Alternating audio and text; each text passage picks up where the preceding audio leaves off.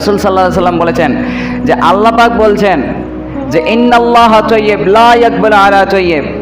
আল্লাহ পাক বলছেন হাদিসের মধ্যে রাসূল সাল্লাল্লাহু আলাইহি সাল্লামের দ্বারাই আমাদেরকে গোটা বিশ্বের মানুষদের মধ্যে জানিয়ে দিলেন। রাসূল সাল্লাল্লাহু আলাইহি সাল্লাম বলেন, আল্লাহ বলেছেন ইন্নাল্লাহা তাইয়্যিব লা ইয়াকবালু আলা তাইয়্যিব। আমি আল্লাহ পবিত্র, পবিত্র রিজিক ছাড়া আমি আল্লাহ কবুল করি না। ইন্নাল্লাহা, আমি আল্লাহ, আল্লাহ পাক বলছেন ইন্নাল্লাহা, আমি আল্লাহ তাইয়্যিব। তাইয়্যিব মানে যে পবিত্র, আমি আল্লাহ পবিত্র। ইন্নাল্লাহা তাইয়্যিব লা ইয়াকবালু, আমি আল্লাহ কবুল করি না, লা ইয়াকবালু আলা তাইয়্যিব, পবিত্র ছাড়া। তাহলে আপনার রিজিকের মধ্যে, বিশ্বাস করেন আমার কথাটা, আপনার রিজিকের মধ্যে যদি একটা যদি হারাম থাকে আর সেটা গ্রহণ করে, সেটা খাদ্য খেয়ে, সেটা পান করে আপনি যদি ইবাদত করেন, যতই তাহাজ্জুদ পড়েন আর নামাজ পড়েন আর এই করেন সেই করেন, একটাও আপনার কবুল হবে না।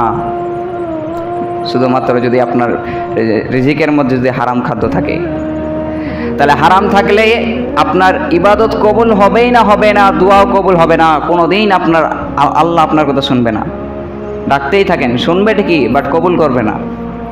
শুনবে, কবুল করবে না। এই জন্য এই হারামটাকে দূর করতে হবে। যেগুলো হারাম খাদ্য, এগুলোকে দূর করতে হবে। এটা শুধু এই জামানায় ঘটছে তা না, রাসূল সাল্লাল্লাহু আলাইহি সাল্লামের জামানায় এইভাবে ঘটেছে। একজন ব্যক্তি, এই যে কাবা ঘর আছে, এই কাবা ঘরের দেওয়াল ধরে এভাবে ধরে আছে আর আল্লাহকে ডাকছে, খুবই কান্না করছে, ও ঝরে চোখের পানি একদম ভেসেই চলে যাচ্ছে, খালি কান্না করছে, ইয়া রব আমাকে তুমি মাফ করো, মাফ করো আল্লাহ, তুমি আমাকে মাফ করে দাও, এইভাবে দোয়া করছে। তো সাহাবীরা ওইখানে ছিল, সাহাবীরা সব সাহাবী বলছে এরা আজকে সব দোয়া কবুল, যেভাবে কান্না করে দোয়া করছে এরা আজকে সব দোয়া কবুল। সঙ্গে সঙ্গে রাসূল সাল্লাল্লাহু আলাইহি সাল্লাম এই কথাটা শুনে ফেললেন। কি তোমরা কি বলছো?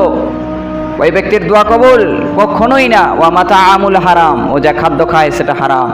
ওয়া মাসরাবুল হারাম, ও যেটা পান করে সেটা হারাম। আন্না ইয়াস্তাজাবু লাহু, আল্লাহর কি একদম আছে যে আল্লাহর ওর দোয়াটা কবুল করবে? কোনো দরকার নেই, আল্লাহ কখনোই ওর দোয়া কবুল করবে না। তাহলে হারাম খাদ্য, হারাম রিজিক, আপনার হারাম টাকার জামাও যদি পড়ে থাকেন আপনার ইবাদত কবুল হবে না, ইবাদত কবুল হবেই না। তো চাওয়ার মতো আল্লাহর কাছে চাইতে হবে, হারাম থেকে দূরে থাকতে হবে।